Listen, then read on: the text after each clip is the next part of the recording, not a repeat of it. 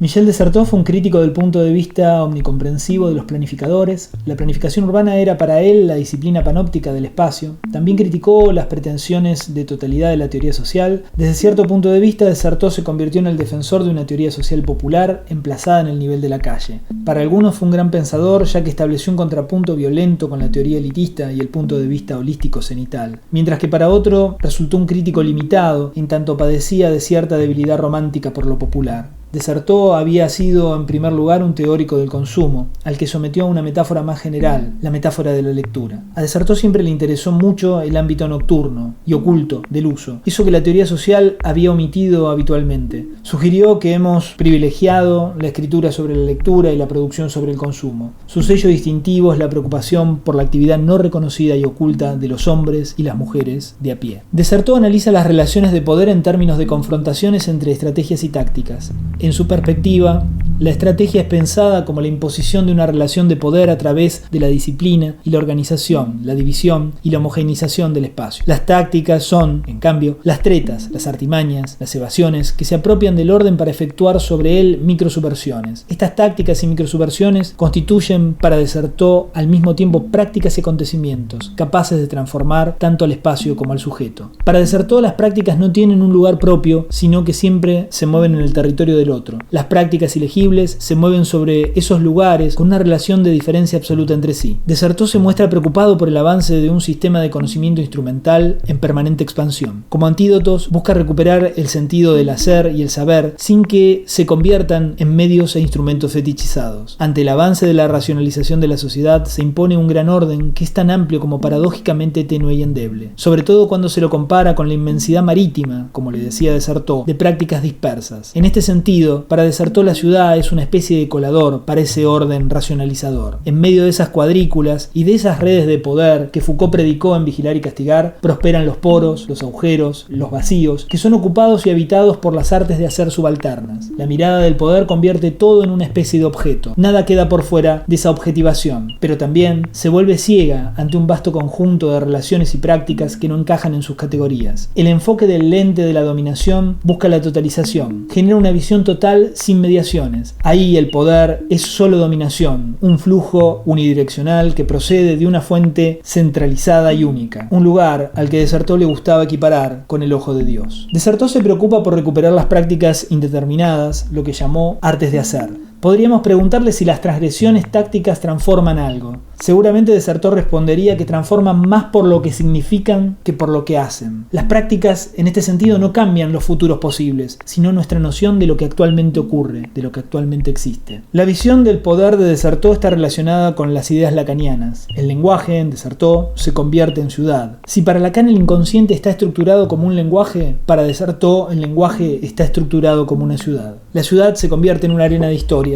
Una teoría de la narración es indisociable de las prácticas. Fragmentos de historias olvidadas se yuxtaponen en un collage en el que sus relaciones no están pensadas y por lo tanto forman un ensamble simbólico, articulado precisamente por las lagunas, los vacíos y los silencios. Las historias no son sobre el movimiento, sino que hacen movimientos. No son objetos, sino efectos que se transforman y se mueven incesantemente. El interés de Certeau en la práctica es el interés en un proceso sin producto, un arte sin obra, una pisada sin huellas, una trayectoria sin mapas. Para Certeau, las subculturas son una apuesta al tiempo y su método es la simulación de la espera pasiva. En la ausencia, el vacío, la suspensión, la fatiga y el punto ciego del poder aparecen las tácticas, que son esas armas de los débiles aparentemente desarmados e indefensos. Este tipo de conocimiento práctico de la ciudad transforma y cruza los espacios, crea nuevos vínculos que comprenden una geografía móvil de miradas. En este plano, la memoria urbana se convierte en una especie de antimuseo que no cataloga y ubica objetos ni eventos, sino que toma fragmentos y los impulsa hacia el presente. El tiempo introduce la alteridad en el espacio a través del despliegue repentino de los recuerdos. El modelo no es la gramática ni la lengua, sino la lectura, la narración y el habla, donde las expresiones peatonales, la lengua de los caminantes, habla de la ciudad a través de trucos metonímicos como la sinédoque y la síndeton. En esos juegos de un lenguaje hablante y en unos pies caminantes, la lengua y el espacio de la ciudad se expanden y se contraen, crecen y rompen fronteras, se retraen y se encapsulan, se entrelazan y se dispersan.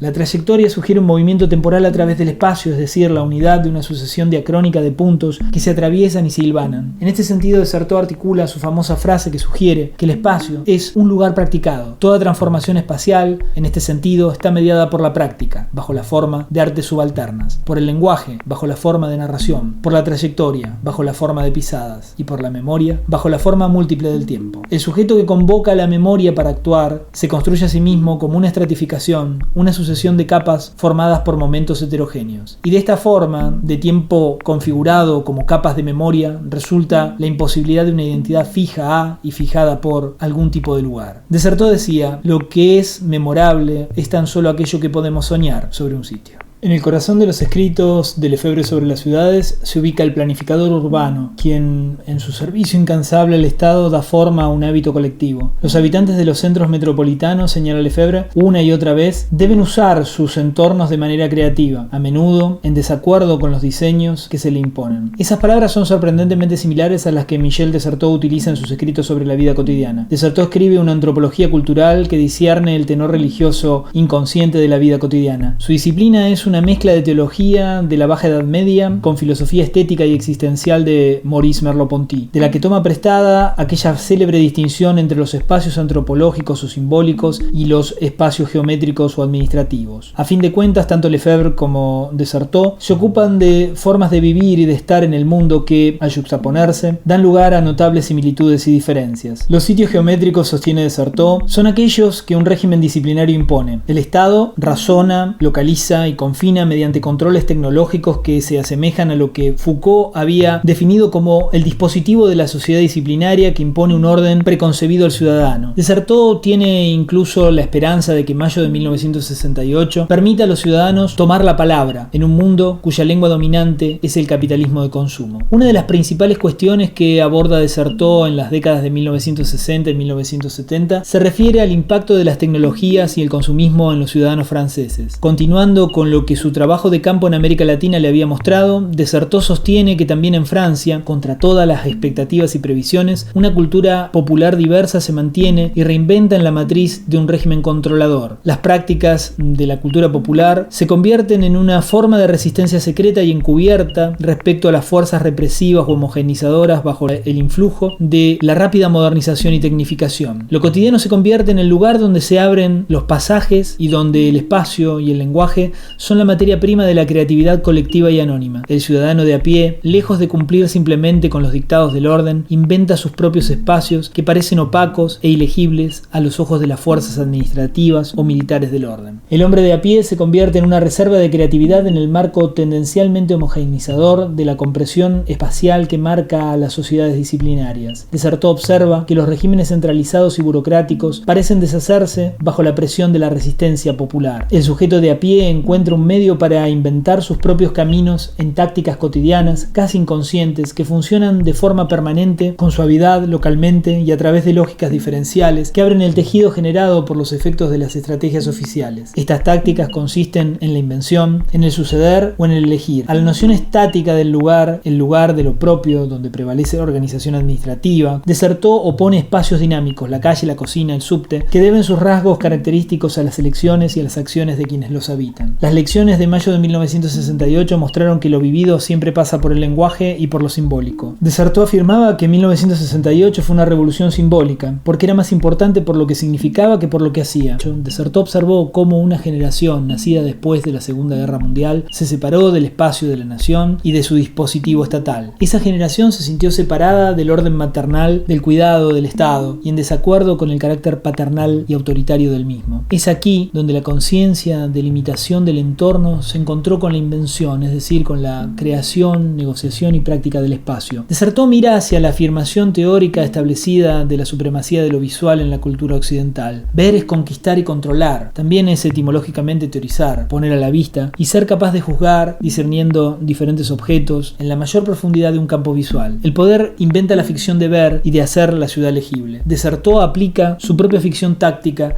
del espacio cotidiano, un estudio innovador de la polémica, la ciencia de la guerra, aplicado al medio urbano. El urbanista impone un modelo de vida que parece eficiente, simple y transparente, un modelo que los habitantes atraviesan pervirtiendo, tergiversando y abriendo una multiplicidad. Cada orden oficial de control produce una respuesta desviada y delictiva. Una estrategia todavía no ha conseguido imponerse cuando se encuentra con su contratáctica. Las prácticas de la vida cotidiana son ajenas al ojo de control y por lo tanto escapan al alcance del planificador, ingeniero o arquitecto de la ciudad, trazando mapas y dibujando itinerarios propios que por razones tácticas son invisibles. Los habitantes elaboran sus propias ficciones espaciales y la mayoría de las veces inventan soluciones a los dilemas que se les presentan. Hacen mucho con poco y de hecho crean formas híbridas de comportamiento. Sus prácticas son redes de escrituras móviles e interseccionales. Los fragmentos de estas trayectorias imposibles de inventariar o clasificar nunca pueden ser totalizados. Alteran continuamente los espacios existentes para fomentar revoluciones minúsculas. Son restos de otra ciudad nómade y metafórica. Desartó concluye que las personas de a pie se convierten en el vagabundo, el nómade o el peregrino que se desliza a través de las redes de los dispositivos de control establecidos. El Estado busca totalizar, es decir, hacer visible y legible su sitio y situación. Podemos recordar que para Henri Lefebvre la totalidad no significaba una síntesis, sino la recuperación de una plenitud perdida, la reconciliación de las dimensiones mentales y físicas del cuerpo vivido y viviente. Para Desartó, una totalidad de este tipo tiene una inflexión negativa. Unificada, sin fisuras y sin fallas, se opone al fragmento, al medio o a la topografía en la que tendrán lugar las historias del espacio. Esos relatos parciales y siempre anónimos nunca se libran de la geografía de los lugares oficiales, ni desmantelan la relación del poder que se les impone. Sin embargo, desplazan y cambian las nociones recibidas de lo que constituye un lugar y cómo usarlas. Se deslizan y trastocan el espacio. La ciudad moderna, europea, fue fundada con criterios de higiene, circulación y normalización. Sus administradores extirparon de su medio lo que llamaron contaminación física y mental. Sin embargo, al igual que lo reprimido, el espacio vuelve como un concepto crítico. El retorno fue iniciado en mayo de 1968 y potenciado por el advenimiento de la globalización, que hace que la ciudad se separe y se autonomice con respecto al Estado-nación. Desartó declara que el estilo es un elemento fundamental de la identidad y la diferenciación. A la vez, la invención del espacio es una forma de estar en el mundo, de plantear un etos. Para el habitante de la ciudad, sus prácticas, desde el paseo hasta la conversación y la cocina, son una estilística de la vida cotidiana. Los peatones urbanos son poetas cuyos pasos marcan una medida y un ritmo propios. Al elegir deambular donde sus pies los llevan, convierten los lugares de la ciudad en otros espacios. También cambian y modifican con sus pasos estos lugares. Desartó afirma la existencia de una retórica en el acto de caminar, como si fuera un acto de habla, cuyas intensidades no pueden ser reducidas a información abstracta o fácilmente categorizable. Desartó elogia lo que llama singularidades colectivas que generan un extenso poema del caminar, en el que los vagabundos insinúan otros itinerarios. Se crean otras geografías que deshacen la retórica oficial del poder. Lo que está en juego para el teórico de la cultura es hacer hábito de un lugar introduciendo un espacio de juego o creando una apertura. Mientras que un lugar más estático consiste en una configuración de posiciones, el espacio solo existe como vectores de dirección, velocidades y variaciones. El espacio es el efecto de las operaciones que lo orientan, lo sitúan, pero también lo temporalizan, por lo que se puede formular que el espacio es un lugar practicado. Desartó profundiza la distinción de Merleau-Ponty entre el espacio geométrico y el espacio antropológico. Distingue una experiencia unívoca de un exterior para el cual el espacio es existencial y la existencia es espacial. La invención del espacio pertenece en gran parte a un mundo de sueños y al mundo del inconsciente que está en juego en la experiencia activa, donde el espacio o el lenguaje se pierden. El campo de la experiencia posible se encoge y se limita la posibilidad de existencia humana tal como la conocemos. Mientras que los instrumentos oficiales delimitan y estrían el espacio, las historias se extienden, como si fueran puentes metafóricos. Los lugares geométricos están atormentados por espacios antropológicos. La ciudad, como concepto, es hostigada por la metáfora, y el mapa colonizador por las poblaciones y habitantes ausentes que no ha querido representar. La ley y el orden, en su propia constitución y en la matriz de su existencia, siempre convocan y dependen de su reverso, la delincuencia y la ilegalidad. Al mismo tiempo que los códigos regulan y sirven para hacer cumplir las leyes del lugar, algo más se mueve a lo largo de intersticios que dejan abiertos los códigos. Se cuelan allí para crear un espacio que deshace y desplaza aquel orden inicial y normativo. Hoy en día la existencia de cualquier grupo social es el resultado de un conflicto.